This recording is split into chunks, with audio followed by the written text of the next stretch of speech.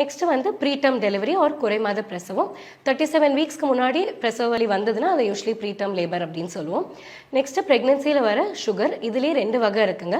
ஒரு சில பேருக்கு ஆல்ரெடி சுகர் ஹையாக இருந்து அவங்க கன்சீவ் ஆவாங்க, அது டைப் 2 டயபிட்டிஸ் அப்படின்னு சொல்லுவோம். சில பேர் வந்து ப்ரெக்னென்சி ஹார்மோன்ஸ்னால ஃபஸ்ட்டு டைம் ப்ரெக்னென்சியில் டயபிட்டிஸ் டெவலப் பண்ணுவாங்க. இவங்க வந்து ஜெஸ்டேஷனல் டயபெட்டிக் மதர்ஸ் அப்படின்னு சொல்லுவோம். நெக்ஸ்ட் வந்து ப்ரெக்னென்சி டைமில் வர hyper tension, gestational hyper tension இல்லை ப்ரீ எக்லாம்சியான்னு சொல்லுவோம். இது உங்கள் ப்ரெக்னென்சி ஹார்மோன்ஸ்னால வர இன்க்ரீஸ் பிபியை தான் வந்து ஜெஸ்டேஷனல் ஹைப்பர் டென்ஷன் நம்ம யூஸ்வலி சொல்கிறது.